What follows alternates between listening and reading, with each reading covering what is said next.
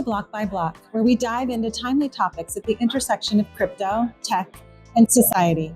I'm your host, Denelle Dixon, CEO and Executive Director of the Stellar Development Foundation. Join me as I sit down with a different expert each episode for a conversation on how crypto and blockchain are shaping their corner of the world. We'll talk about how we're leveraging this technology to challenge norms and change the status quo, block by block. My guest today is Tajinder Singh, Deputy Secretary General of IOSCO, the International Organization of Securities Commissions. He has over 30 years of experience in senior leadership positions dealing with strategic issues in regulation, finance, and administration, and significant domestic and international dealings with governments and regulators.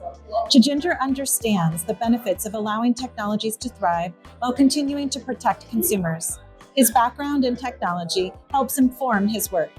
He talks about his work and the work of IOSCO as encouraging its members to protect consumers and investors with principles-based regulatory frameworks while fostering innovation like blockchain.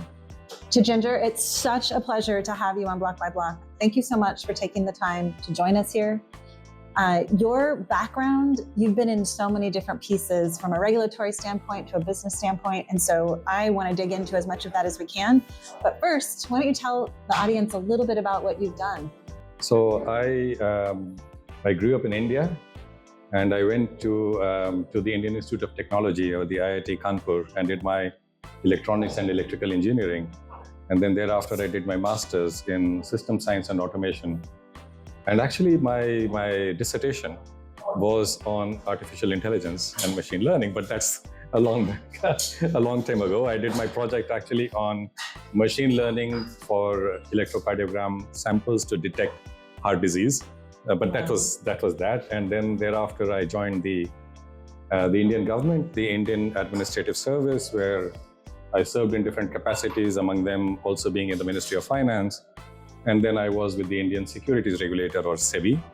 And thereafter, I moved to IOSCO as its Deputy Secretary General in 2010. So I've been here 13 years, and that's where I am now. Well, it's so awesome to see the fact that you have that technology background and that you've also been in the finance sector. You can sort of bridge between all of those things, which I think is really important from a regulatory standpoint. So we've heard you talk before and talk today on stage about the need for regulatory guardrails. And if you could just give us a little bit of a sense, especially in the crypto space, if you could give us a little bit of sense of what that looks like to you. Sure. So when we talk about regulatory guardrails, essentially what we are trying to do here is to see, what are the activities that take place in the system? What are the risks that they pose? We are regulators. We are used to looking at stuff from a risk perspective, but we are not blind to opportunities. And then we look at, okay, so how do we address those risks? So essentially, we follow the principle of same activities, same risks, same regulatory outcomes. And that's what we have done here in this space in terms of the regulatory guardrails that you're talking about. And essentially, the lens through which we look at this activity is the lens of investor protection and of market integrity. And from that perspective, what we have done is to issue recommendations, and we issued them for consultation in May. We will be finalizing them before the end of the year. But essentially, these 18 recommendations that we have issued cover 6 areas. But the key among them, in a sense, the key issue there is really about, the crypto asset service providers that are there, that that house a number of activities. They could, look like a broker dealer, but they could also look like an exchange. Right. They could be a custodian. So because they house so many activities within them, they also house a lot of risks and a lot of conflicts of interest. So a lot of what we say in the report is about trying to address these conflicts of interest. And that is, maybe through their organizational governance. If you're housing a lot of things, and if you can't address the risks, then maybe you need to consider, legally separating them, but also things like transparency, disclosure. So in what capacity are you acting, or is the entity acting, that they need to disclose in what capacity they are acting. Also transparency in terms of, what they are doing about, what we would call admitting to trading, including their own, their own crypto assets themselves. pre and post-trade transparency. So a lot of that is about conflicts of interest. It's also about custody of assets, because we've seen instances in the past where there has been an issue. So it's about that thing, again, oriented towards investor protection. It's also given that this entire activity is so cross-border, it is completely global. So there is a clear focus in terms of regulatory cooperation, because these are addressed to regulators, to our members.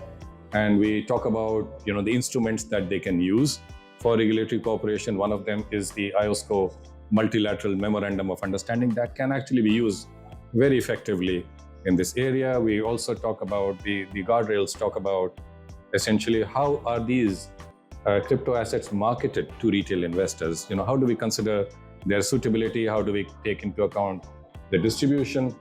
And the sixth area that we talk about is the area of market manipulation, insider trading. Because I think if you step back and look at it, and I don't want to paint the entire the entire area with the same brush, but we have seen activities that would never have been allowed in the regulated financial space. So it's really about saying things that are quite basic in other places, insider trading, front running, things like that, and the need to avoid that. But maybe one thing that I should say before closing this is that all of this is housed essentially is by an overarching principle, an overarching recommendation that we make to regulators. Because what we did not do was to go down the rabbit hole of saying, are these securities or are these what, and so on, because that's really very difficult. It is a very country-specific thing. But what we did was to say, let's look at what is going on through the are these crypto assets essentially substituting for regulated financial products, or are investors approaching these assets as a substitute for traditional investment products? And that's the lens that we urge our members, regulators, when they look at this area, and then to see that we bring about these types of outcomes that I was just talking about. So that's essentially the guardrails. It's so interesting to me, because it seems like the focus is much more on not looking at the technology necessarily as like the problem, but looking at the outcomes and the potential harm. So you're balancing that need for innovation, yes, which is what we always ask for from regulators, is to think like, don't squash the technology. Think about the technology and let it foster. Of course, there might be harms that you need to protect against. So I really like that approach to how you guys are doing that. So IOSCO plays a role in setting global standards for the securities sector. But how does the organization collaborate with the G20 and the Financial Stability Board to shape the global regulatory, the framework and the agenda related to cryptocurrencies? I think that's an excellent question. Also, because what we are also trying to see is that we get to outcomes that are consistent, and to that extent also avoid market fragmentation.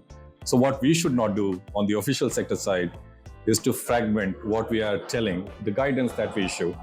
But I think on this count, there is probably not cause for worry, because we are, I would say, extremely well coordinated with the Financial Stability Board, but also with our sister standard setting bodies that are based in Basel, the Basel Committee on Bank Supervision, the Committee for Payments and Market Infrastructures.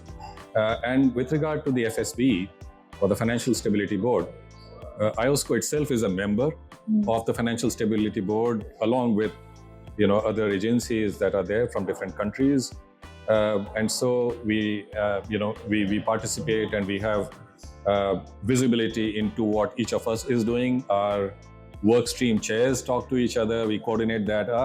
In fact, the chair of IOSCO and the chair of the Financial Stability Board also are very, very frequently in touch, because the aim is really to not send mixed messages in terms of what we are trying to do collectively. So what you would have seen is that the recommendations, the reports that we have issued, we have cross-referenced the FSB, the work from the FSB that was going to come later, and the FSB work that came also cross-referenced what we did.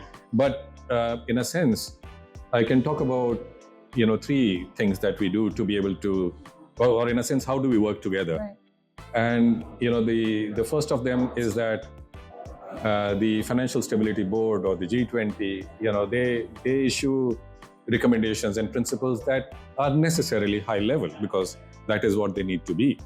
Because we have expertise, because we have actually looked at the security sector, and things like I was talking about, conflicts of interest, custody, and so on, are things that we have dealt with in the past. We've seen this before with different technologies. Absolutely. So we are able to be a little bit more detailed and granular. So that's point number one. The second is that the objectives. So the FSB rightly has the financial stability objective. That's in its name. And IOSCO, in addition to having the financial stability objective, also has, very crucially for this area, investor protection and market integrity as objectives. So in that sense, we try and see that on the financial stability side, we are well coordinated, and that what we are doing on the other objectives also, these are things that don't cut across each other. And the third thing that I would say is that, our membership kind of base is a bit different. IOSCO, of course, we are very proud of having more than 125 regulators as our members that together regulate more than 95% of the world's capital markets. So what that allows us to do is to see that these, that the work that, for instance, is being done by the G20, by the FSB, also, because of the consistency with what we do, also finds resonance, also is, we are able to kind of cover, a large part of the globe in that sense. So that's essentially the three ways that we try to do this. That's together. great. So to getting them to work together. I just realized that I never asked you what IOSCO stood for, and this audience might not know. So, Absolutely, you're completely right. So it's the International Organization of Securities Commissions, IOSCO, and we are based in Madrid, and very happy to be based in Madrid, where I am talking to you. Yeah. Well, thank you for that. So one of the things that we sit in the using blockchain, and obviously cryptocurrencies are a part of this space. We think about the need for consistent regulation, and we see a lot of things happening in different regions. And the challenge that I think an entity that's trying, it's the same challenge that we had, by the way, from a privacy standpoint years ago, where we had different countries coming up with different privacy regulations. How do you work with the different countries and the different regulators to sort of try to encourage that consistency on a global basis? Right. No, I think you're right about the other areas as well. The technology area or the crypto area, I think, is especially, I would say, very, very interesting. I get very excited about this area. I love to hear that. Well, from the from the perspective that what it makes us do is to try and engage with a lot of the detail as well, because we need to be able to understand what's really going on from that. So that's interesting. But what it also does, and that is also what is so exciting, is that at the same time it makes us step back and go back to the basics. Because what we then look at is, yes, these are the activities going on, and that's what these ledgers are, or the use of tokenized assets, smart contracts, and cross-chain bridges and stuff. I love that you said ledger. So many people don't understand that it really is just a ledger. It's a ledger that we use every day, but it's not put in a different. So therefore, what we do is to then step back and see, okay, what does it mean from the perspective, and I mentioned this, from the lens of investor protection, market integrity, and therefore we kind of try to look through, and see, okay, what are the outcomes? What is it that is really happening in terms of the ultimate outcomes, the financial outcomes, what is happening for the investor? And therefore, what that allows us to do, and the reason why this answers your question is that because these principles and objectives are common to all our members, so all our regulators. So all of them are then able to look at these activities through the lens that is also common to all of us, which is the objective. So that's, in a sense, point number one, that we adopt this principles-based, outcomes-focused approach, or a look-through approach, one might say that. So that's one thing that we do. But also, the recommendations that we have produced, and by far, the majority of IOSCO work, overwhelming majority of IOSCO work, is consensus-based. So there is already buy-in. Our members are already, and I told you about the number of members, the size, so they are bought into this approach. So in that sense, it's not an uphill struggle, because they've already bought into the approach. But then what we do is, after we finalize these recommendations, that's what we normally do in other areas as well. What we would look to do is to take stock of what's actually going on. So, how are you getting on in terms of implementing these recommendations in your own areas? Because, clearly each place, each country is specific, but the objectives are not. The objectives are common. So we take stock of that. And then finally, what we seek to do, as we do in other areas, is that we try to address gaps. We try to help our members address gaps through, they formulate roadmaps and we help them in that, and right to providing capacity building and technical assistance in these areas. So I think provide the technical assistance as well. Yes, in a sense, because we are also a network in that sense, because what we do is, yes, there is expertise that is resident in the Secretariat, but a large part comes from our members. So it is member A helping out member B, that's nice. But the basis is the common agreed basis. So that's what we do in other areas, and I don't think this area is going to be any different. I mean, we've already seen certain regions. We've seen Singapore passing stablecoin legislation. We saw Dubai launching the Virtual Asset Regulatory Authority. So from your standpoint, and I'm sure there's more that you've seen or that you've heard that you've seen happen with your members, if a country has not yet approached legislation, are there ways that they should approach it to make it so that it's more fruitful or successful for that region? Yeah, I think in a sense, when we talk about what the different countries are doing and what is good, what is successful, is kind of taking us almost to the question of what does success look like? What is success in this area? It's always the best place to start, I guess. Isn't it? So, because I think we all recognize that countries themselves may have objectives, and some of them may have the objective of, promoting their countries, their places, as areas where you can actually carry out these activities, and so on.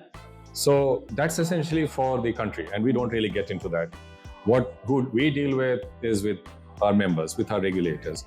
So in a sense, what success would look like for us is that the regulator and the country is looking at the opportunities, yes, and sure there are opportunities and sure there are use cases that can be helpful, but that they are absolutely clued into the risks in this area. So the investor protection and market integrity risks that are there. So in that sense, what we would look to do is that for us, the success will be that the approach that jurisdictions take is consistent with the guardrails, with the regulatory guardrails, with the recommendations that I was talking about. And in many ways, this is also something that is there to assist, is there to help our members, because if you have to look at what does this area actually mean in terms of the economic reality, what are the objectives, the fact that we have together, with our members, we have done this work means that a lot of the work has been done. If you have to understand, if a country has to understand and it's trying to engage with it on its own, it can find itself very alone. It may not know how to look at it, but we've done the work already. So in that sense, they know what the risks are, they are clued into them. And I think success for me is when they are looking to see how do we mitigate those risks because of the work that has already happened, because of the recommendations that are there. And if the country goes forward and addresses those risks, I think it's win-win for everyone. One of the things that we always talk about, or we hear talked about, I'll say that we don't have necessarily an opinion on this, but we hear that there is this first mover advantage potentially from a regulatory standpoint. We see the US sort of not taking that step yet. And a lot of folks in the US are saying, you need to actually jump in there. I'm an advocate of them jumping in and creating stablecoin legislation, by the way. Do you think, or have you seen that there potentially are, or is this first mover advantage with respect to regulation? I think, the question of moving first or waiting, frankly, I don't find myself agreeing with, okay, this is better, though this is better. What I think is what the regulators, what countries should absolutely not wait for is risks emerging, is people harm to the getting consumer. hurt. Yeah. That's not good for anyone. It's not good for the regulators, but it's not good clearly for the citizens, for the investors, but it's not good for the industry either. So I think that's probably the way that we look at it. Yes, sure, there is merit in looking at what is going on, understanding how people are going forward. For instance, what is happening inside Europe with the MiCA is, I think it was, we did a bit of a desk-based analysis, and we found that, a lot of the MiCA provisions were very much aligned with what IOSCO has issued. It is principles-based. Mm-hmm. So that's an approach that, of course, we would encourage. But short of that, but beyond that, it's a bit difficult to say when should a country step in, except that it has to step in if investors are being harmed. Yeah, it is an interesting point to see that a lot of folks are saying in the US, like they're going to leave the US. I don't know that you can ever leave any country and expect to not be regulated by that country if you're trying to engage with their citizens. So if you're focusing on the consumer side, that's right. That's an important piece of it. So on the other side, from a regulatory standpoint, you have these builders and these visionaries and these innovators that are doing that. You've had so much experience in senior positions at companies where you've seen that. What would you tell them? That's so much of what's at this conference, so many of whom are around. Yeah. What would you tell them to think about from this standpoint? Yeah, I would basically encourage them to engage with the regulator, because, believe it or not, regulators are not out there to trip you over. That's not why they are there. The objective of regulators is essentially to make sure that the system can be trusted, because it is that trust in the system that is absolutely crucial.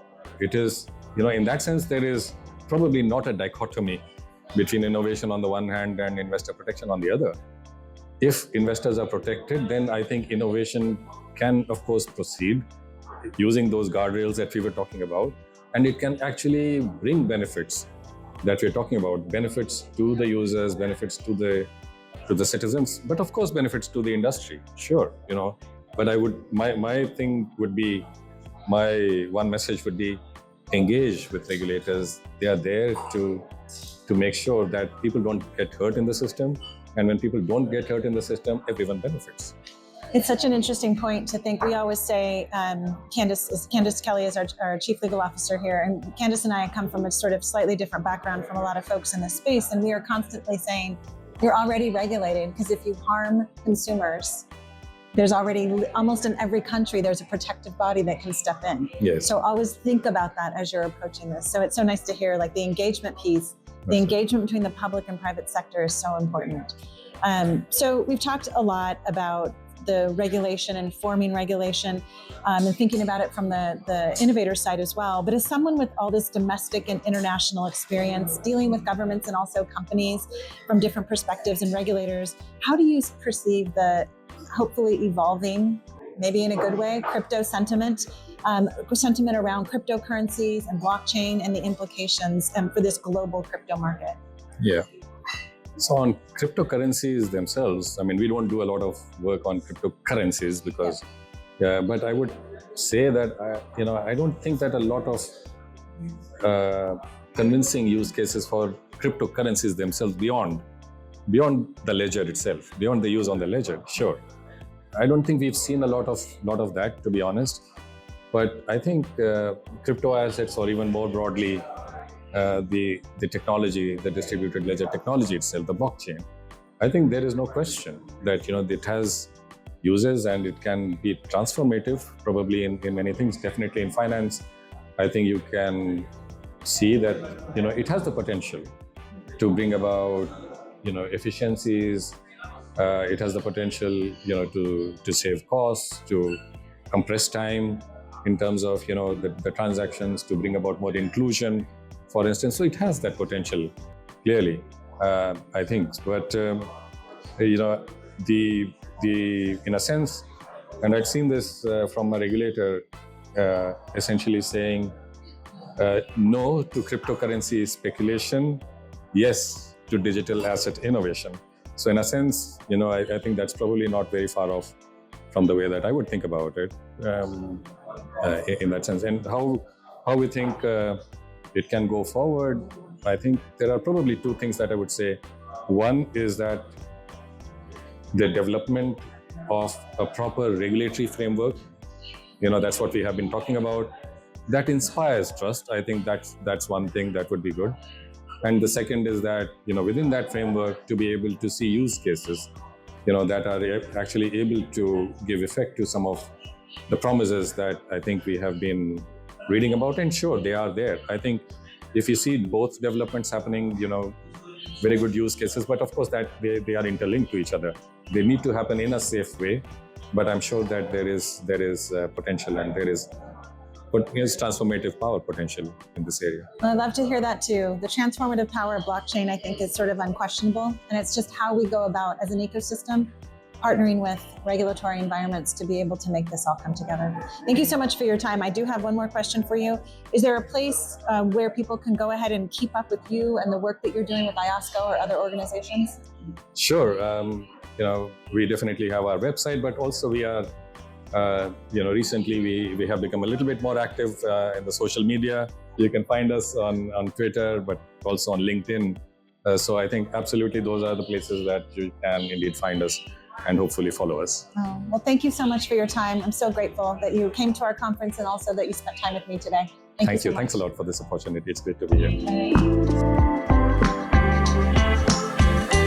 Thanks for tuning in to Block by Block. Don't forget to subscribe to get notified when episodes are released, and follow me on Twitter to stay in the loop in between episodes. I'll talk to you next time.